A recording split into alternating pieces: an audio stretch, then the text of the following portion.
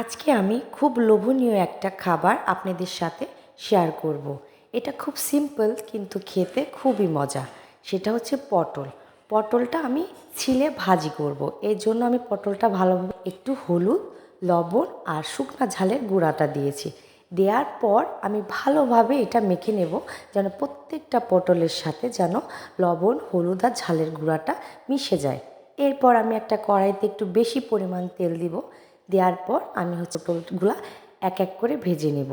আর এই পটলটা ভাজতে হলে একটু তেলটা বেশি দিতে হবে, আর তেলটা বেশি দিলে পটলটা ভাজা ভালো হয়।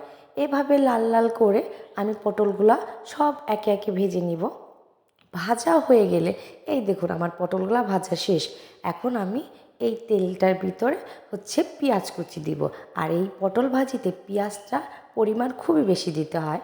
আর একটু সামান্য 2-1 কোয়া রসুন আর কাঁচামরিচ। আর কাঁচামরিচটা নিজের পরিমাণ মতো দিতে হবে, যে কে কেমন ঝাল খায়, যেহেতু পটলের ভিতরে ঝালের গুঁড়াটা আছে। তারপর পেঁয়াজটা লাল কালার হয়ে গেলে আমি পটলটা ছেড়ে দেবো, দিয়ে একটু নাড়াচাড়া করে এই তো আমি এখন পরিবেশন করব। দেখুন পটল ভাজিটা কতটা সুন্দর লাগছে দেখতে। আর আমার তো এটা ভাতের সাথে, গরম ভাতের সাথে শুকনা শুকনা খেতে কি যে মজা লাগে, যা বলার বাইরে। আপনারাও এভাবে করে খেয়ে দেখতে পারেন, খুবই মজা লাগবে।